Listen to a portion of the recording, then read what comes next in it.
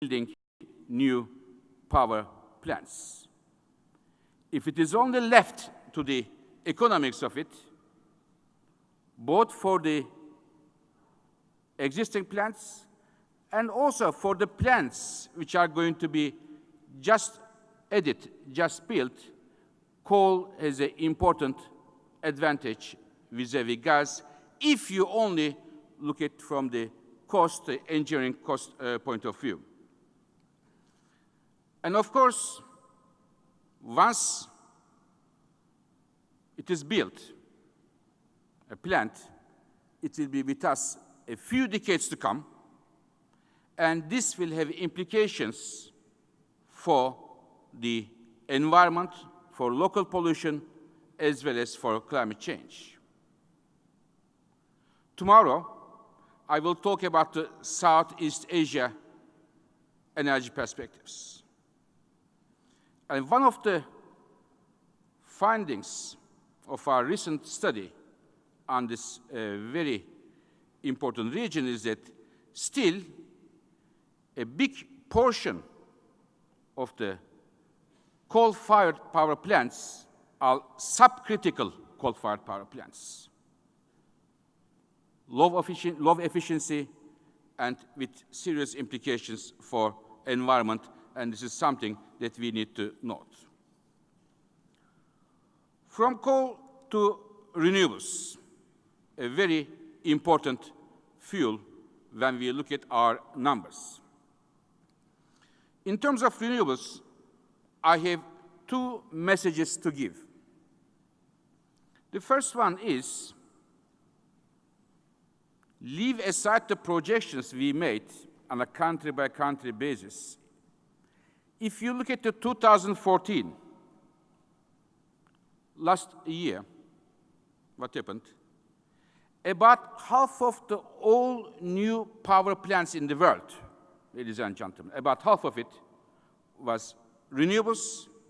The other half, all other technologies put together. Coal plus oil plus gas plus nuclear, 50%, renewables, 50%, 2014. And look at the next 5 years, between now and 2020, in the next 5 years, about 2/3 of the new generation capacity worldwide will be renewable energies. 2/3. Hydropower, wind, solar, geothermal, and others. So therefore, renewables are now a mainstream fuel when you look at the numbers. So this is the first message I wanted to give. Renewables are becoming, they are a mainstream fuel, and they will be responsible of 2/3 of the new power plants added in the next 5 years. This is the first message. The second message I want to give you about renewables is, when we talk about the renewables, we thought it is mainly driven in the OECD countries, Europe, US, and Japan, and others. But we expect in the next 5 years, about 2/3 of the additions of renewables will come from the emerging countries, led by China, India, and other countries. So it is changing. Also, the source of growth is moving from OECD to the emerging countries. Let me finish my presentation by talking a bit on the climate change, ladies and gentlemen. As I firmly believe, there is no government, there is no energy company in the world which will not be affected by the climate policies that are going to be put in place in the next years to come. So whatever the energy business we do, we have to keep an eye on what is happening on the climate change front and what are the implications for the energy markets. You may be on the solution side or not, but climate change will be definitely affecting our businesses. Now, what happened in the last few months is that more than 150 governments of the world submitted United Nations a plan, we call it the pledge, that how much they are going to reduce their carbon dioxide emissions by 2030. Different countries gave different pledges, and most of those pledges are based on energy policies. Countries say, today my emission is X, in the 2030 it will go down to Y, and these are the energy policies I am going to implement in order to achieve that reduction. We look at all these pledges at the IEA, and we have found out that the countries rely on two major policies, basically, in order to reduce their environmental footprint. One is the increasing share of renewable energies. The second one is pushing strongly energy efficiency policies across the energy sector.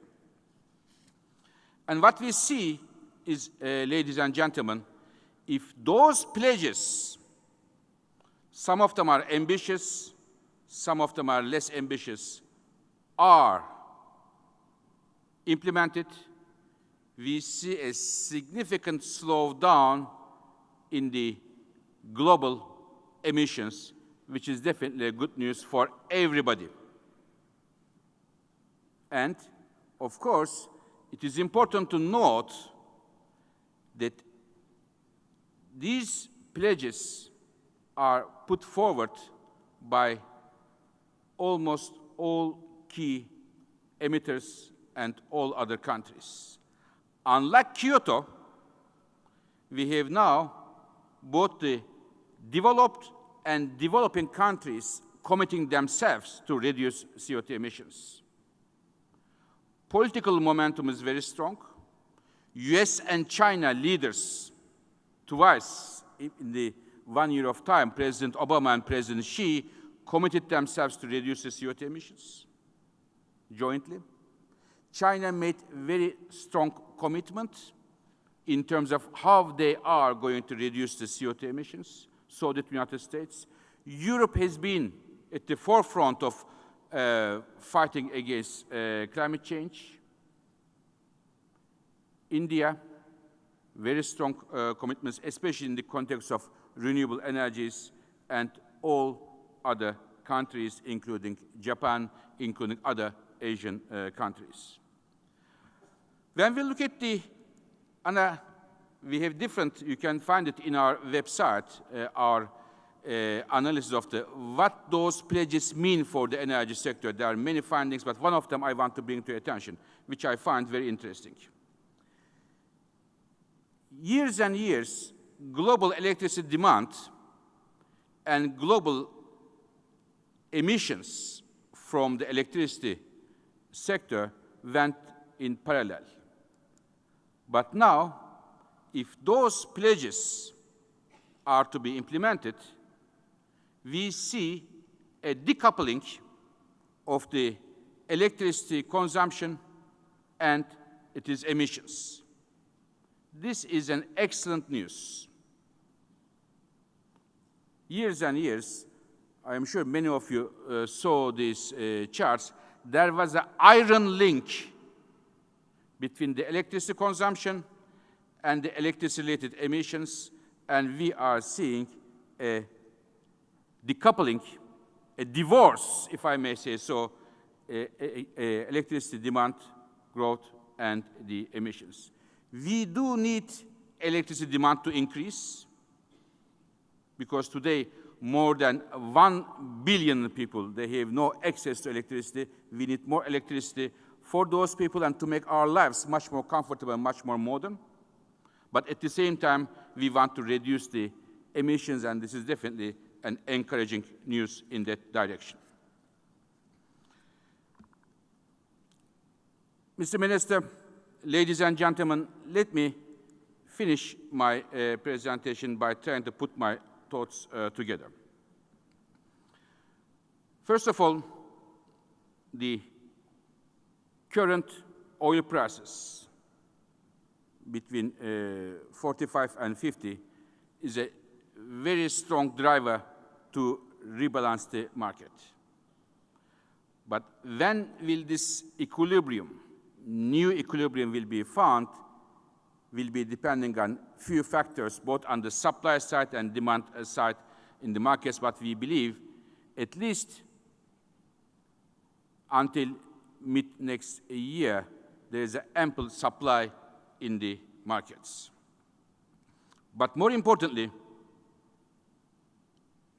I would like to emphasize that it will be a mistake, a grave mistake, to index our attention to oil security to oil price trajectory in the short term, as there are many challenges ahead, including the geopolitical tensions in Middle East and elsewhere.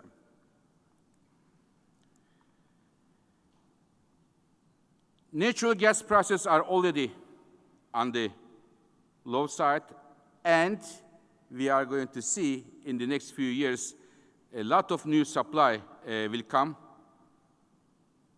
But there is a major challenge for the industry to compete against cheap coal in Asia.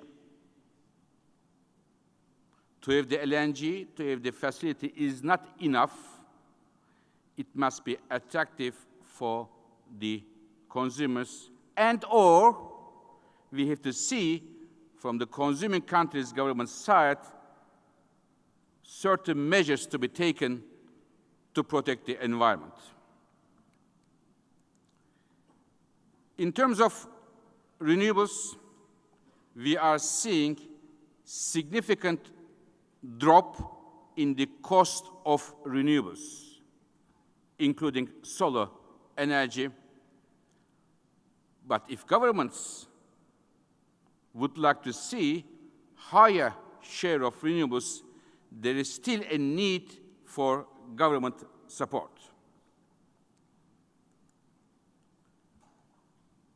Climate pledges before Paris are very powerful, something that we have never seen before.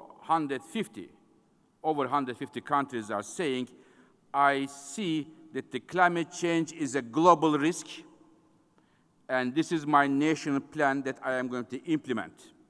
It is very good. We look at all of them, as I said.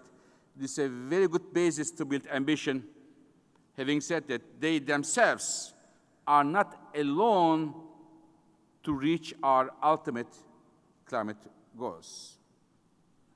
And there is a need that the agreement, hopefully an agreement in Paris in December, is a global agreement that has the signature of all countries.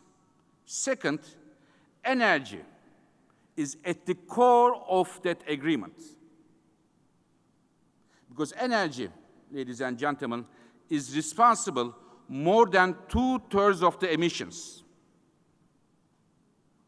If Paris cannot send a signal to energy industry to direct the investments, then there is a risk that that agreement may not be as successful as we would like to see.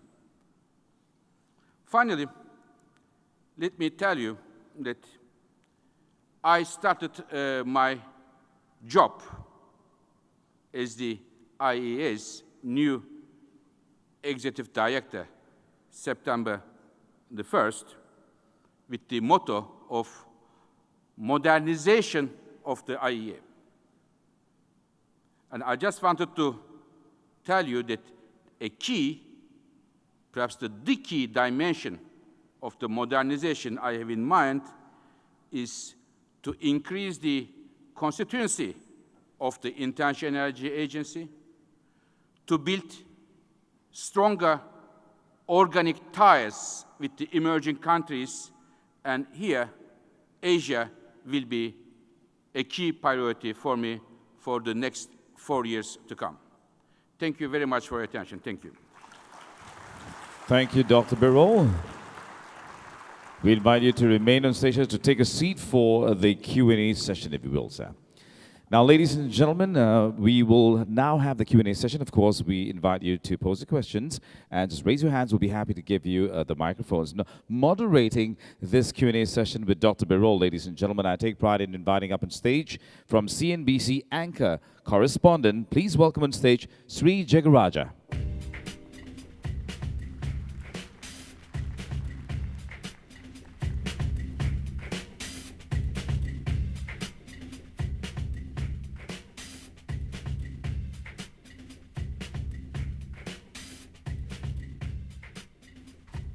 Fatih, always a pleasure to see you, and I thought that those were very bold and very important comments that you made, not only about the outlook for the oil market, but also the momentum that's behind renewable energy right now is certainly an eye-opener for me, and certainly a lot of food for thought for ministers at the forthcoming COP21 meeting, climate change meeting in Paris. Let me start with a broad question of my own about the new equilibrium and the Great Rebalancing Act in the oil market. You made it very clear there that a lot of capex has come out of the system on the upstream side, and at some point in the cycle, we are going to see a response in oil prices, an upward response in oil prices. When will that occur, and how sharp will it be? Thank you. I think there are several uncertainties and factors which will shape, determine the timing and the size of rebound. But I can give you two of them, just leaving the others aside. One is on the supply side. If and when the sanctions lifted, what will be the Iran's contribution to the oil supply, the markets? The timing and the size will be a key factor. And on the demand side, the economic growth, especially the Chinese economic growth, will be determining the market developments and as such the rebound of the prices. But looking at the next few months, at least until mid-2016, we see that the markets are comfortably supplied, and these are the two key uncertainties. I agree with you. I think Iran is a major wild card, and I think Iran will exert yet another major pressure point on an already saturated global oil market. What is your understanding, Fatih, on how quickly, in a post-sanctions environment, Iranian oil can return to the market, and in what quantities? So, if and when the sanctions are lifted, there will be three levels of contribution from Iran, three categories, I should say. One, from the existing fields, it can, within a year of time, we can see an additional between 400 to 600 KBD, 1,000 barrels per day, an additional supply from Iran, from existing fields. Category two, there is